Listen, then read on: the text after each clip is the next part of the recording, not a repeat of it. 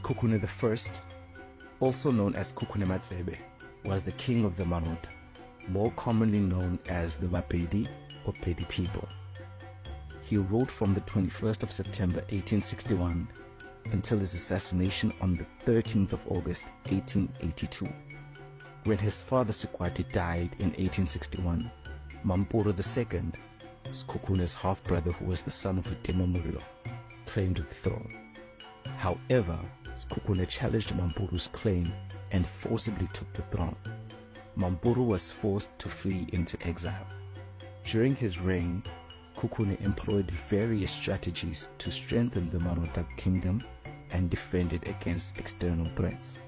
He sent young men to work in white farms and diamond mines, taxing their earnings.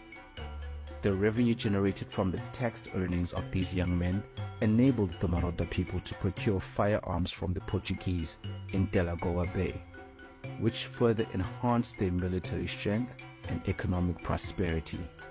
This approach helped to fortify his kingdom and guard against European colonization. The First Sekhukhune War was a major setback for the Boers. The war began when the Boers, led by Thomas Burgers of the Transvaal, attacked the Pedi stronghold of Thaba Mosega. Sekhukune's forces were outnumbered, but they were well organized and well equipped.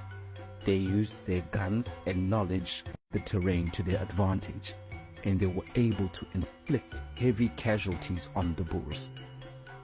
After several months of fighting, the Boers were forced to withdraw. Sekhukhune had won a decisive victory, and the Pedi kingdom had been preserved. The First Sekhukhune War was a major setback for the Boers, and it showed that Sekhukhune was a formidable opponent. However, the Second Sekhukhune War, which took place in 1879 against the British and Swazi forces, was less successful for him. Following his capture in 1879, Sekhukhune was detained in Pretoria until 1881. After his release, he relocated to Manoche, but his life was cut short when he was assassinated by his half-brother, Mampuru II, in August 1882. Mampuru II was subsequently captured, tried for murder, and hanged in November 1883. Sekhukune's story is a significant part of the history of the Bapedi people. He was a complex and controversial figure. He was a skilled military leader who was able to unite the Bapedi people against the Boers and British colonizers.